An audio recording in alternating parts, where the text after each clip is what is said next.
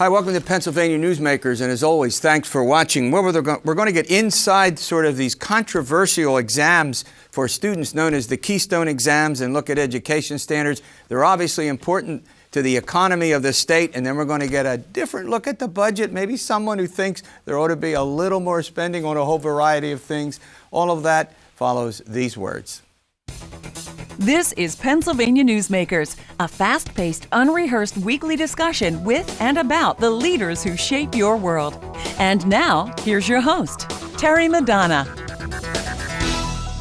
Hi, welcome back to the program. Well, it's been a couple of weeks since we've taken a look at the very important subject of education. I think we spend more money on education in the state budget than anything else. I think the welfare part of it is growing by leaps and bounds. Joining us, I couldn't have two better guests to do that, is Joan Benso. She's the president and CEO of the Pennsylvania Partnership for Children, and Dave Patti. He's the president and CEO of the Pennsylvania Business Council. Dave has been on the program a number of times. Hey, before we get started, folks, let me ask you this question. The Partnership for Children and business community, you don't often see you guys walk. I don't mean that you're enemies particularly, but you know. So I'm going to let David, I'm going to start with you on that. Well, we're probably closer than you think. So maybe not the day in, day out on the Hill together and the allies across all issues like I would be with the Chamber or somebody else. But Joan's organization, the Partnership for Children, and the Pennsylvania Business Council have long been allies in things like early childhood and more recently Keystones and Common Core and other parts of the education agenda. Children are part of what obviously makes Pennsylvania a great place to live and raise a family with our programs for children, our education. And we're not going to attract employees or employers to the state if we have bad programs in education. Sure.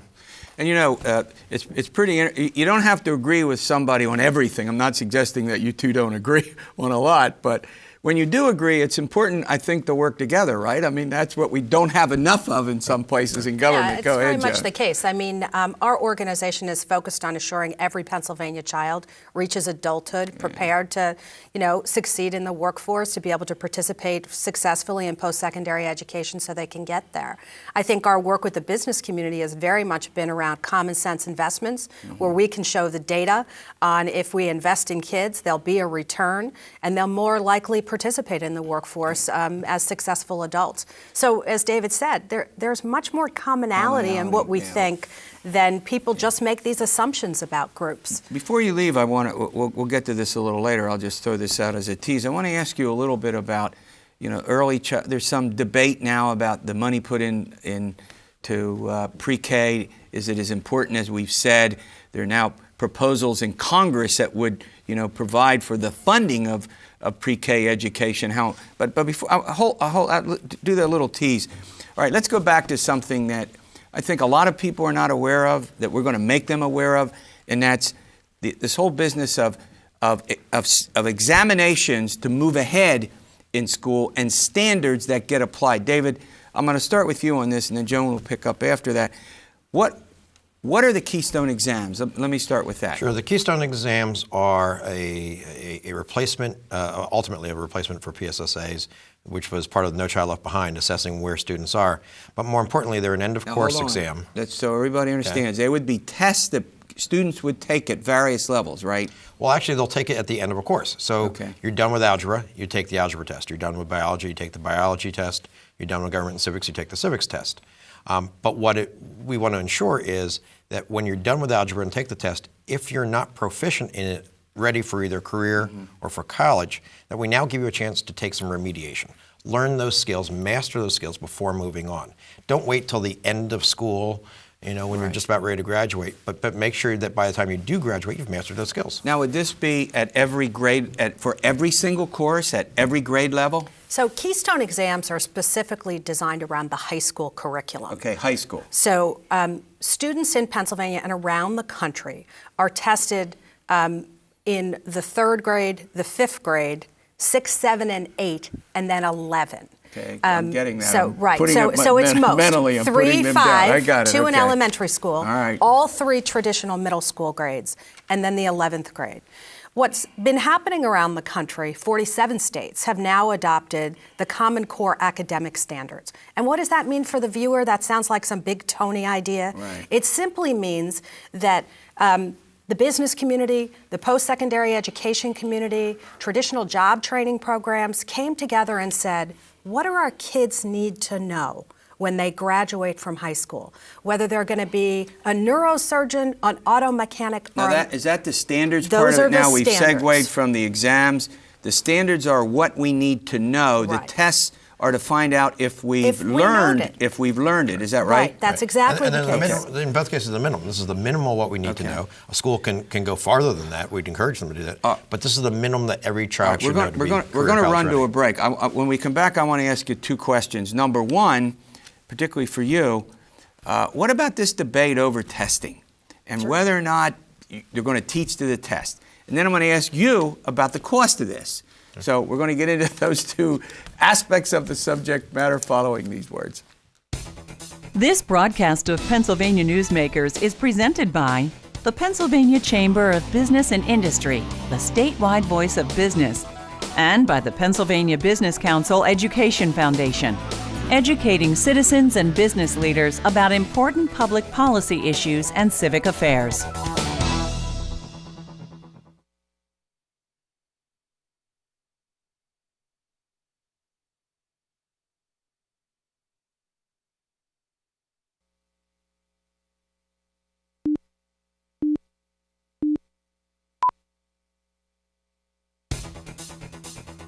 This broadcast of Pennsylvania Newsmakers is brought to you by BetterSaferRoads.com. To voice your support for safer highways and less traffic congestion, visit BetterSaferRoads.com. And by the Pennsylvania Manufacturers Association. Business in Pennsylvania is our business. Hi, welcome back to the program with Dave Patti and Joan Benso. We're getting into some education goals. The Keystone exams and standards is very important, as David Patti just pointed out. Need a strong education system to have a strong economy. Joan, for a good part of my career anyway, as a teacher for most of it, I heard constant criticism about teaching to the test and whether these kinds of programs just inevitably lead to that. So that always makes me laugh, Terry. Why? Because if you have standards, if you have expectations for our young people, and then you say, okay, what we're going to teach them, the curriculum is connected to those standards, right? It's designed to make sure you learn the things you're supposed to. What else would we test them on? Now, what's happening? Providing the tests are related to the standards that we're talking about. And so in the case Go of ahead. Keystone exams, which began for the first time this year and will become graduation requirements for kids who will graduate in June of 17, not before then. What happens now, unlike what happened with the 11th grade PSSA, that big state test that all kids took in the 11th grade, is when I finish algebra, whether that's in 9th grade, 10th grade, or 11th grade, I'll take a test that's like a final exam. My district could use it as the final exam and give me no more tests. And it will be aligned to those expectations or those standards. And I'm either going to pass it, be proficient, or I'm going to fail it, be below. And if I am, the best part for kids, and why we worked very, very hard on this, is that if I don't pass it, if I'm not proficient, I'm now guaranteed remediation in the areas I didn't get. I get another opportunity to take it. I actually get 2 more opportunities to take it. And in the end, if I can't pass it, I get to do a project. So it makes a lot of sense. All right, David, you're the business guy here. These programs cost money. I mean, remediation, the testing, the standards. I mean, these aren't without tight budgets. Give us it's about accountability and making sure we get the value for the dollars. I think some of the debate over the cost forgets that we're not starting at zero. We're going to spend something on whatever type of testing we're doing. So this is a new type of testing. Will the development of Keystones cost several $100 million? Yes. Virtually, or putting that against $26, $27 billion per year that we're spending between state and federal and local resources. That's a pittance, really. I mean, I know it's a lot of money, and I don't want to downgrade that, but to make sure that we're spending the $27 billion correctly, we're willing to invest that money. Let me give you an analogy.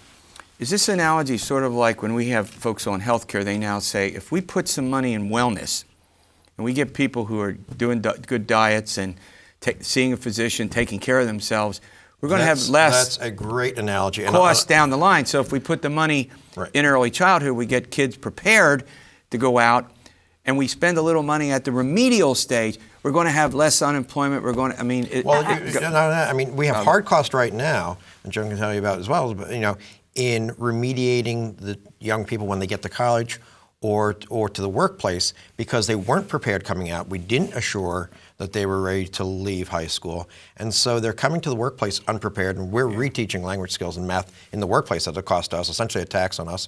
Or they go to college and they're taking remedial courses before they can take regular college material. And they're taking as someone who taught in the public sector, university for a long, long time, it's a lot more expensive to do remediation in college. We're spending in Pennsylvania $80 to $100 million a year in tuition in post-secondary education and job training programs to teach kids what they were supposed to know when they graduated from high school. Yeah, now you're talking. So we're paying later and paying up front, being sure kids master the content they need to, those fundamentals of mathematics and English language arts, so they can move ahead, is a great investment. Most of you would probably be delighted to know that what we kind of group together as language arts is reading and writing, as you wouldn't be surprised, but also says listening. We're putting listening in the skill set to make sure they master that. And maybe not spend time on their iPhones when they should be listening and typing, notes to themselves enough. All right, we'll be back in a moment. This broadcast of Pennsylvania Newsmakers is brought to you by Pennsylvania Credit Union Association. Pennsylvania Credit Unions, where people are worth more than money. To find a credit union that is right for you, check out ibelong.org. And by the Energy Association of Pennsylvania, Pennsylvania's energy information source.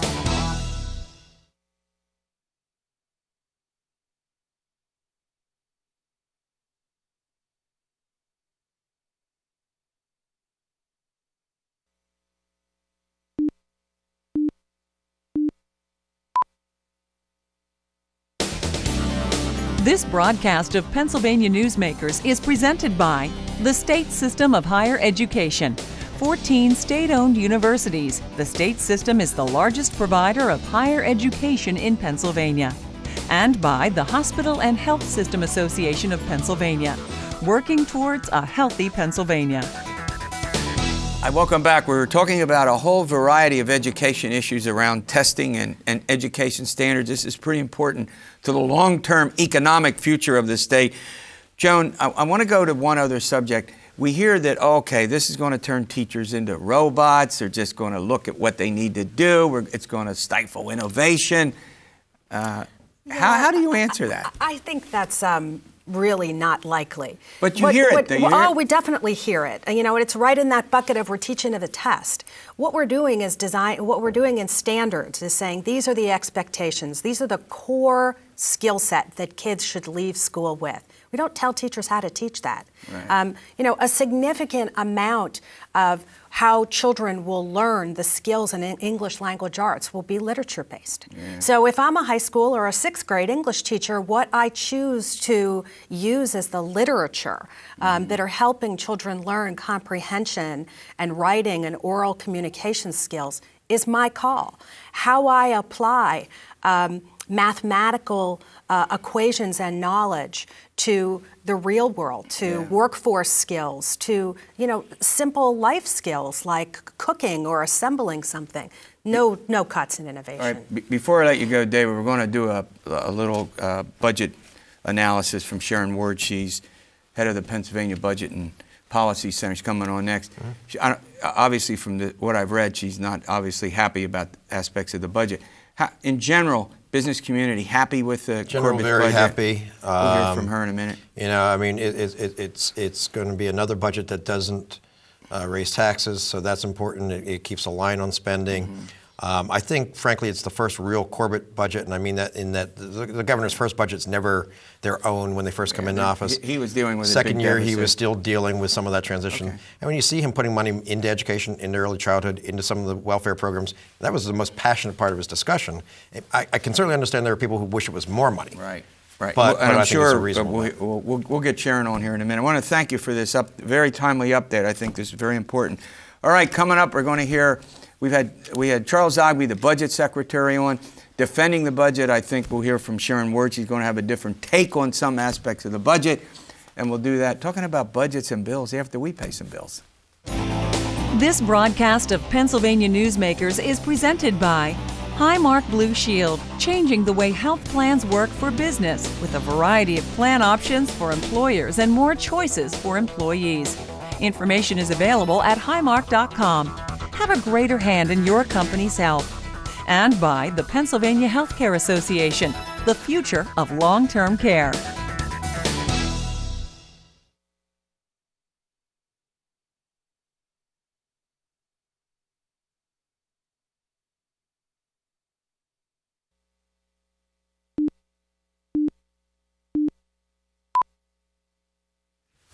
Hi, welcome back to the program. Well, Sharon Ward got hung up, and we're going to continue our interview with Joan Benso and Dave Patti. We'll have Sharon had difficulty getting here for the taping. We'll have her on at another time, get the perspective of the Pennsylvania Budget and Policy Center. All right, David, I want to start with you.